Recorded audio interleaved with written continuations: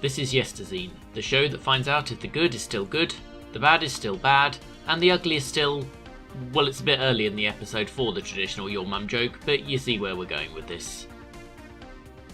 To produce this issue took ages, by which I mean we're focusing on Sega, in this case Mean Machine's Sega Magazine issue 14 from December 1993.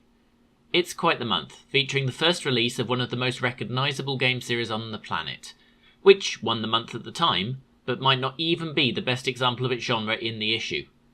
It's got possibly the best licensed platform game of all time for the Mega Drive. Meanwhile, the Master System was enjoying the height of its Indian summer period, with 3 of the best games ever released for the machine. Oh, and there's the small matter of a new Mega Drive Sonic the Hedgehog game.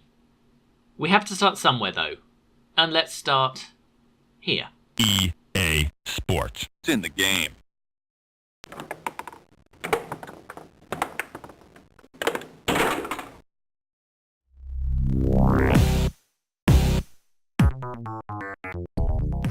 As a concept, FIFA needs no introduction to, well, anyone. Later this year we will, to various degrees, welcome the 27th main series yearly FIFA title, and well over the 30th overall. But here, in December 1993, is where it all began. Literally here in fact, as the Mega Drive version was the first to be released. It got the reception you might expect. Mean Machines threw a score of 94 at it, calling it the Mega Drive's sporting elite. Jazz Rignall probably still dines out on his correct prediction that FIFA was set to become a long-running classic, of which you should buy the first instalment, so its credentials at the time were unimpeachable. But after a quarter of a century of iterations, how does Episode 1 look? Well, for those expecting the rigorous data and authenticity in its treatment of world football that you take for granted in FIFA 19, there's an early surprise. FIFA 1 has no club teams at all, just 48 national teams. And those teams have none of the real players. So we're not going back to this game to enjoy living out our boyhood fantasies of being Paul Gascoigne. I guess I'll just have to go find my local Coke dealer for that one. Luckily, lead designer Bruce McMillan had a plan. And by plan, I mean he's inserted himself as England's main striker. Several of the other players in the game can also be found in the credits at the start of the game, in fact. So okay, that's a disappointment, but you probably don't have a burning desire to be Gavin Peacock in 2019, and not just because he turned into an evangelical nutjob. So what matters is how FIFA 1 plays. And the immediate answer is pretty well. It feels like it's at least trying to be a sim, which was incredibly rare for the time. The ball has weight, passes can be picked out, players have a measure of momentum. The counterpoint to that is they feel a little sluggish. The player detail is very good too. They've thrown a lot of memory at animations here. Players even do keepy-uppies and attempt bicycle kicks. The detail means the view FIFA uses is quite zoomed in, and we're way inside the era here where there was no control of camera angles. This makes another decision all the more baffling. There's no map. And, as you reflexively look at the screen to see if I'm right, you'll have noticed there's also no clock. Or score display. Or anything in fact, just the game. All of which allows you to see more of the play, but it's amazing how distracting not having a clock is in a football game. Especially when you've forgotten how long you set each half to and are currently wondering if you're about to play a 90-minute match in which you're already several goals down. Since we're doing the downsides, players of the later games will be somewhat surprised by the lack of options in FIFA 1. Most notably, it has no difficulty levels at all. What you see is what you get. So far, my options have been to get smacked in the face by the USA or make sure Luxembourg have a very bad day. There's also very limited tournament options, just a fake World Cup with groups narrowing 24 to 16, then a straight knockout for up to 8 teams, and a league of 8 teams. There's no way to play a tournament with all the international teams at all, or indeed to have any straight knockout with more than 3 rounds. FIFA was rushed due to EA being wary of the glut of World Cup games that were due during 1994, and perhaps it's here that it shows the most. It's not quite the pure thing to do, but maybe if you're going back to this now, you might want to skip a year to the Mega Drive exclusive FIFA 95. While it's still missing player names, it does now have club teams from the 6 major European leagues, and a few from America. It corrects a few other minor issues, like the lack of penalty shootouts. But even if you stay true and stick to playing the original, there's still a sense of occasion to playing FIFA. You can absolutely see why it had the effect it did on the Mean Machines reviewers. It feels like being involved in a real football match in a way nothing really had to that point, and you can clearly see the origins of the TV-style presentation that's become the hallmark of the series, and EA Sports in general. So yes, while FIFA commands respect just for being the granddaddy of modern football games, it's worth at least a look back at, if only to see where it all began. And it's not like it's that tricky to buy a copy of a used FIFA game in the UK. If you're just looking to play a 16-bit FIFA, they release them as late as Road to World Cup 98. So find yourself at least one of them and enjoy some mullet-themed nostalgia. FIFA 16-bit is still just about a winner. Guys? What are you doing? Guys?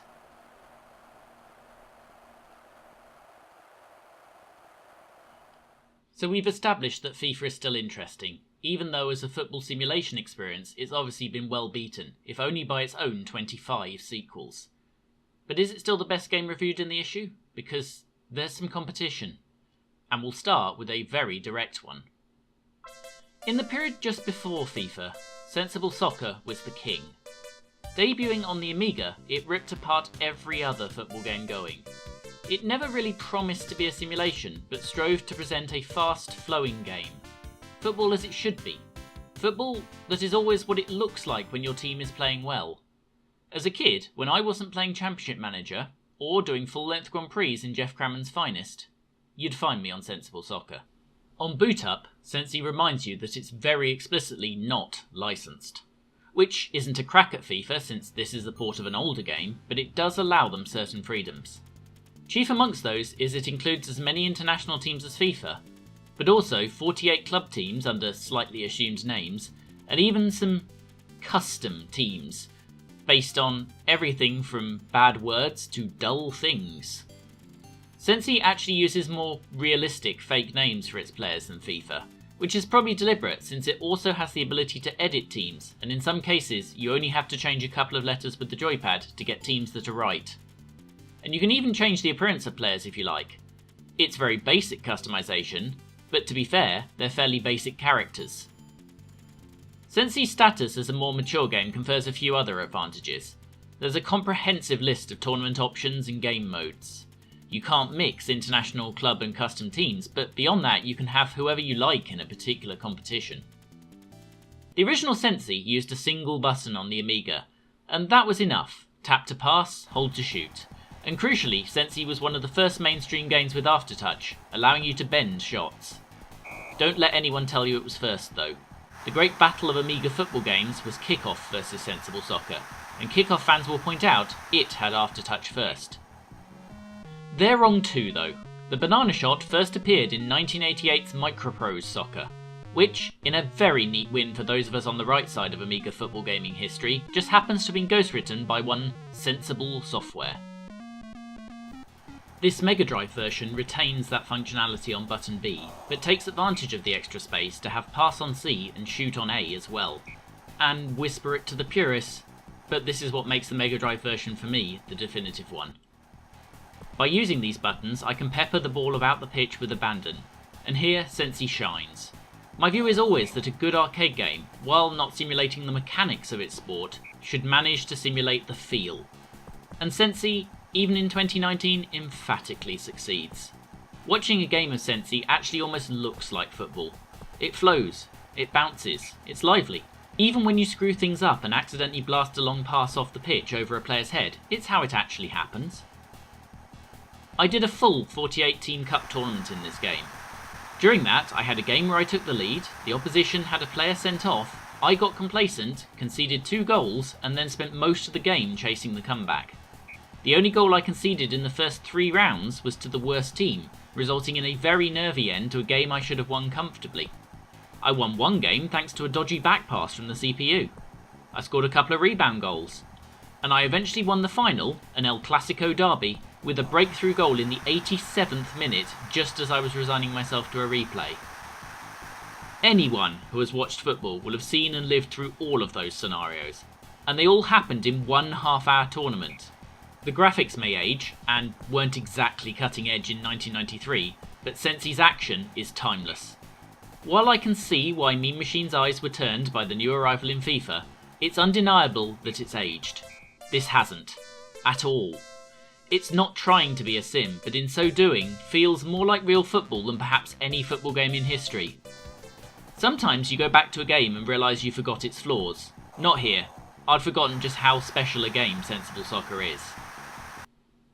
It does perhaps help that with the exception of an abortive move to 3D a decade later, there wasn't really a proper sequel to Sensible Soccer, or anything that really comes close in the last 2 decades. Perhaps the closest is designer John Hare's own recent attempt Sociable Soccer, which is weirdly gaining huge traction as an esports game in China, resulting in this truly remarkable trailer.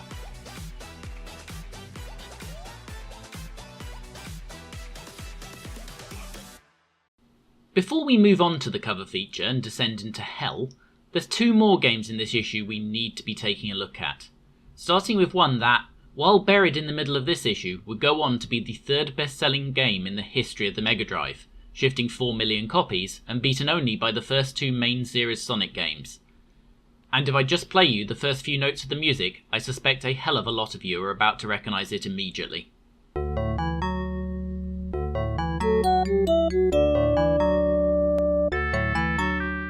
Yep, Disney's Aladdin, a platformer based on the blockbuster Disney cartoon and one of a run of astonishingly successful Virgin Games Disney platform games from this era, being followed up by games for the Mega Drive based on The Lion King and The Jungle Book.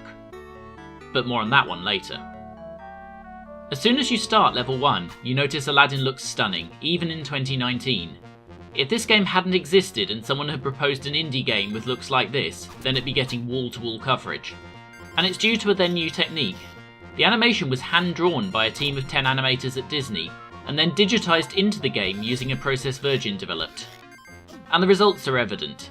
Making a game look like a cartoon was fairly easy in the 16-bit era. Making it move like one was much harder. The music too is pitch perfect to the film's atmosphere, within the confines of a Mega Drive sound chip. If you've ever seen the film, you'll have recognised a whole new world instantly at the start of the game, but several others make appearances, notably Prince Ali in the first level.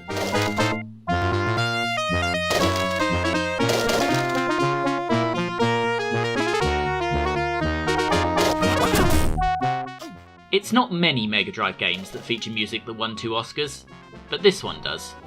It's pretty inventive as these games go as well. There's a good variety of enemies and traps. You can dispatch villains by throwing your limited supply of apples at them, or by swiping with your sword. Apples are easier, but you're going to have to explore the levels to ensure you have enough of them. There's also a decent number of other collectibles. Find a boo for instance, and there's a bonus level in which you can collect gems. These, combined with ones you can find in the main levels themselves, give you entry to the Genie's end-of-level fruit machine to win useful bonuses. You can also, for a price, visit Gazim's shop in the level where he'll sell you some of the same stuff, at a massively inflated price. There's variety in those levels too. While we start in Agrabah and then head into the obligatory desert level, the game also manages to take in the Cave of Wonders, a daring magic carpet escape, the Sultan's Palace, and even a level set in the Genie's lamp itself. While the levels broadly match the movie scenes, it doesn't try too hard to fit the gameplay into that though. This is the start of the game. Aladdin is a generic street rat and petty thief. 5 seconds in, he's murdered a policeman with a sword, and then about 11 others. When the guards ambush you at the end of level 3, you're arrested for theft. And when they chuck you in the dungeon, you get to keep your sword. Clearly not a great police union in Agrabah then. So is it perfect? No. The sheer detail of the levels sometimes clashes with the platforms themselves. It's not always 100% obvious what you can stand on and what you can't. Which walls are just corridors and which are the more traditional solid kind. There's some clipping issues where you miss ropes which you were clearly near enough to grab, and also a few too many times that you have to make a blind drop straight into an enemy's sword. But even now they're relatively trivial annoyances. Aladdin was the first in a line of excellent cartoon platformers from both Disney and Virgin. The main designer on Aladdin was Dave, not the one from Games Master, Perry, and the techniques learned on Aladdin are very visible in this, his later game.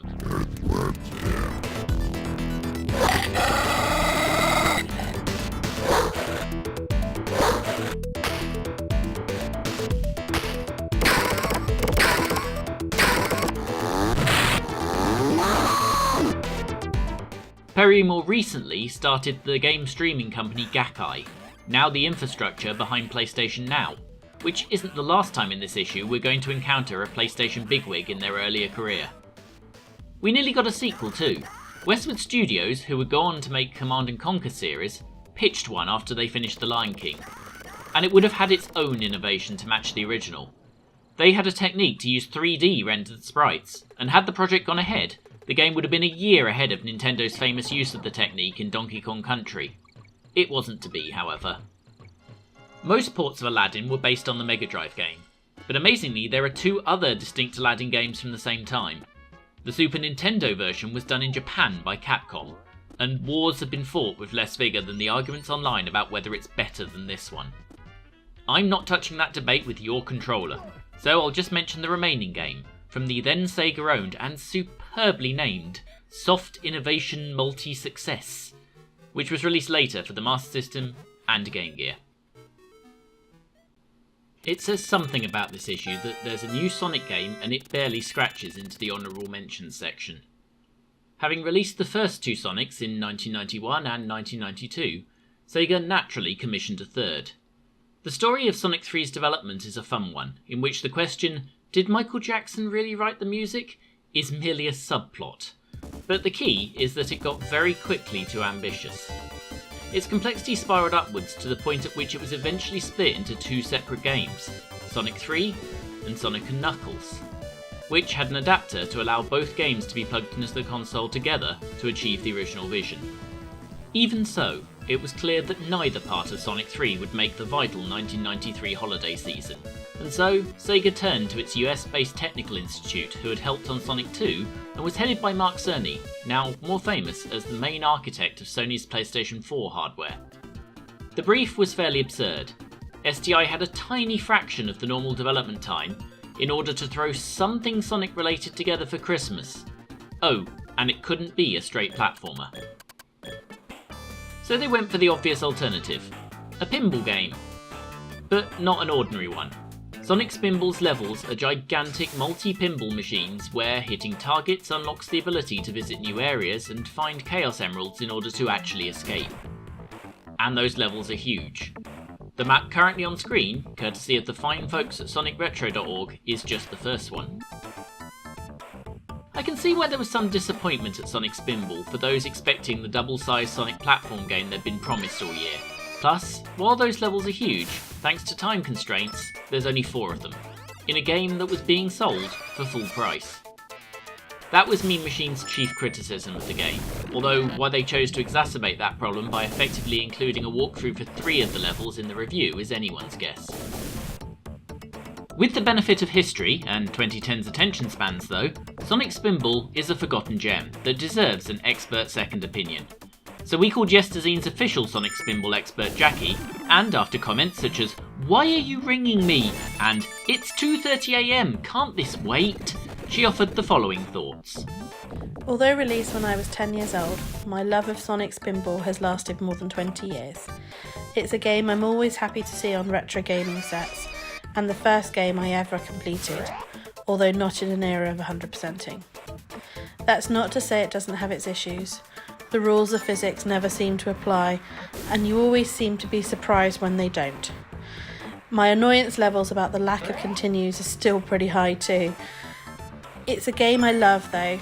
It might not have the cool graphics of the later Sonic games, and I probably have more computer power in my watch than the Mega Drive I played it on, but my childhood was pretty cool just the same. While we have of course looked at the Mega Drive version here, the good old Master System received a lovely conversion of Sonic Spinball, which lost surprisingly little to its parent. Which brings me to today's cover feature. A quick history lesson. In America, the Master System didn't come close to the NES, and was all but dead by the Mega Drive's release there in 1991. In Europe, the situation was very much reversed, with the Master System getting new official releases until at least 1995. In Brazil, it went even further thanks to various economic factors, and the Master System was a force right up to the millennium, and, albeit evolving into a system relying mostly on built-in games, is still in production to this day. 1993, though, was the year of the Sega Master System. 2 years after it was replaced, it should have been reduced to shovelware games for the younger siblings that now owned the thing. However, during 1993, the Master System received a huge run of absolutely stonking games. And this issue had 4 of them, including 2 huge licensed games. First though, an entirely original Sonic platformer. The Master System had got a pretty good conversion of Sonic 1, pretty much the last Master System game to see America. Its Sonic 2, however, was a different game to the Mega Drive one, and, thanks to being released slightly earlier, marks the official debut of Sonic's old pal Tails. There was no chance a viable version of the upcoming Sonic 3 was going to be possible on the 8-bit system, so Sega commissioned Aspect to branch out and make their own thing, under the name Sonic Chaos. And one thing is clear, Sonic Chaos pushes the Master System hard. Probably too hard. The frame rate does tend to dive off a cliff anytime things get busy. This is probably a result of the ambition of the thing. Aspect could have just taken Sonic 2's graphics and engine and knocked out a quick level pack. Instead, they seem to have gone right back to first principles and redesigned the whole thing. Sonic is larger and better defined than before. Tails makes his first appearance as a playable character on the 8-bit machines, and a couple of new bonuses are introduced, most notably the hoverboard with the accelerator taped down. Still, this was the first Sonic game I ever managed to complete, and playing it again in 2019 reminds me of how special it was for that, even if the lack of difficulty was exactly what Mean Machines marked it down for. Personally, I think that's a failure to recognise the changing demographic of Master System owners at the time, and Aspect probably pitched it about right. Aspect were commissioned to make a sequel to Chaos for the Game Gear only, and Sonic's Triple Trouble was released the next year. They also made a couple more games at the tail end of the machine's life, including an almost unknown conversion of Virtua Fighter animation, which really did prove too ambitious. It's a shame they never hit any particular heights after the 8-bit era, mostly being given unwanted licensed games, and finally closing after releasing some Power Rangers shovelware in the early days of the 3DS. Also this month, another Disney platformer. And the Master System was still strong enough in Europe that this was the lead development platform for the Jungle Book. The celebrated Mega Drive version wouldn't arrive until well into 1994. And while harder than diamond-tipped nails that grew up on the streets, Jungle Book is a wonderful open-world platformer with movement and enemy variety and instantly recognisable tunes. It's no wonder at all that the subsequent Mega Drive version is still so highly regarded. And finally, one of the stranger licensed properties, Cool Spot. Yeah, this is a game licensed around the red dot in the middle of the 7-Up logo. And yes, yet another Virgin published game. I'm not sure why Virgin's entire 1993 business model revolved around licensed platformers, but I thank them for it, because Cool Spot is yet another peach. Cool Spot comes from the subgenre known as collect all the stuff to finish the level. And in this case, he's collecting dots. So he's collecting himself, but smaller. Is Cool Spot trying to find his children? Well, that's a downer. But hey, sometimes a red disc has to leave his children alone while he eats tapas relatively nearby. That's just the way the world works. Incidentally, you can really see the familial resemblance to Aladdin here. Take this tutorial-y type manual type screen, for example. In Aladdin, and in Cool Spot. And early on in both games there's the obligatory, quite easy to draw the graphics actually, sand level. It really feels like Virgin can't possibly be profiting by releasing 2 very much competing games for the same now slightly niche system in the same month. But it certainly capped off the final glory year for the system in some fine style. We're not even really finished. I've skipped over it because it was just a port, but Master System owners this month were also treated to a superb conversion of Desert Strike, on a machine that was striding towards its 9th birthday. You really have to remember that all these games are being produced on a machine from the same era as the ZX Spectrum and Amstrad CPC. That commercial releases were produced of this sheer quality and this late in the machine's life is incredible. and with the possible exception of the first PlayStation, not really something you'd ever see again. Mean Machine Sega covered all of Sega's machines. We've seen the Mega Drive and Master System, of course, but Mega CD owners were well served this month, with an anything but lazy conversion of the Mega Drive Spider-Man game that bucked the wang it on a CD with some Red Book audio trend by adding several levels. They also got the chance to play Virgin's lovely Dune adventure game, which would never have fitted on a cartridge. But short of making this a two-part special, we're simply not going to have the time to talk about those. We've not even mentioned the 90% awarded Robocop vs. the Terminator, the 89% awarded James Pond Operation Starfish, or the release of a WWF game at the height of the craze. So instead, we should take a mercifully quick look at the only thing Game Gear owners had to play. And unfortunately for them and us, it's our gaming hell. Jurassic Park, the movie event of 1993, and a movie with its fair share of pretty decent console conversions. The Mega Drive one was a well-received platformer where you could play as the dinosaur. It was designed by Doug Temple, who, in a neat narrative cross-thread for this episode, went on to create Earthworm Jim with Dave Perry, designer of Aladdin. The Super NES version added 3D sections inside buildings and picked up an 89% from Jonathan Davies, last seen in this show holding down Spoils of War and giving it a good punching. It's considered something of a classic. And even the NES got a pretty decent top-down effort that followed the plot of the movie. We don't have that. This 35% rated 2D platform shooter barely nods to the actual plot of the film by sending you in entirely solo to round up all the dinosaurs, using only a couple of non-lethal weapons and in blatant disregard for workplace health and safety laws. Still, you'd better get on with it, because if you don't, the park won't open. And several hundred people will die, but mostly the revenue thing. You can tackle the levels in any order, so naturally we're going Velociraptor.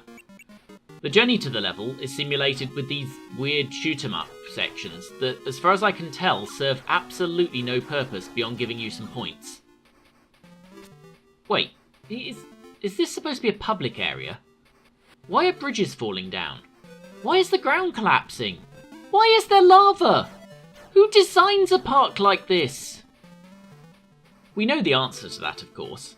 It's the same gits that skimp out on the electric fences keeping their apex predators away from the all-you-can-eat buffet in guest form. While we're here, note that when you fall into this lava, you only lose 1 life point, but it's essentially impossible to get out of, so you die anyway, which is fairly crappy game design. Still, switching to the less cool than a Velociraptorosaur level, things do look marginally up at least. It's not a complete waste. The front stage backstage nature of this level is a neat idea, for instance, and there's a few different things to it. It's trying, damn it. Still, given that an easily accessible 1-up effectively makes this level an infinite lives affair, my patience was eventually defeated just by being lost. Obviously I haven't really been everywhere I can go, but I have no idea how I get to anywhere else. In an already long issue filled with some stunning games, I don't think we need to spend any more time with this one. It's not interesting enough. It's not even all bad, it's just depressingly mediocre shovelware. Exactly the kind of stuff that should have been plaguing the Master System at this point, and somehow wasn't. So with that, we find ourselves on the back page, where the advert is for sonicretro.org and their sister site segaretro.org. Whose range of Sega-related articles and maps of games prove constantly invaluable to the hungry traveller. It was their map of Sonic Spinball we used earlier, but we used several others making this episode, and will no doubt do so again. Turning back to the inside back page, we used the analogy of magazine subscriptions to let you know that you can get every issue of this show by subscribing, clicking the bell icon, and if you've somehow wandered in halfway, looking at the playlist to find our previous issues. And with that, our work here is done.